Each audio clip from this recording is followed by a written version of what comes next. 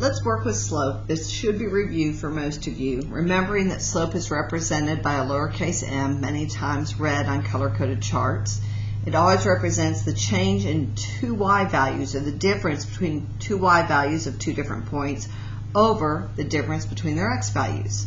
So here's how it's written on a formula chart: y2 minus y1 over x2 minus x1, which means you have to be given the coordinates of one point, like this, and the coordinates of a second point, here. And you would insert it. You would say 9 minus 5 over 1 minus 6. You can stop your camera and look at that for a minute. In the numerator, we would have 4.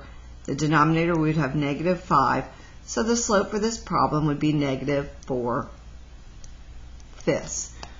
We could also do this the t-chart method, which means you write your points just as they're given, x's, then y's, and you take the difference going in one direction. 5 minus 9 would be negative 4, or you could say 5 to get to 9 is positive 4. Add 4. 6 to get to 1, you'd have to subtract 5, and that would mean your slope is equal to 4 over negative 5, which equals negative 4/5. Stop there if that's enough information for you and you have a method. I'm going to continue and show you what would happen if you put the points in reverse order, if you'd like to watch it.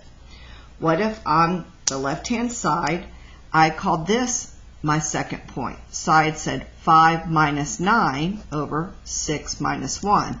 I still would get negative 4/5 as my answer.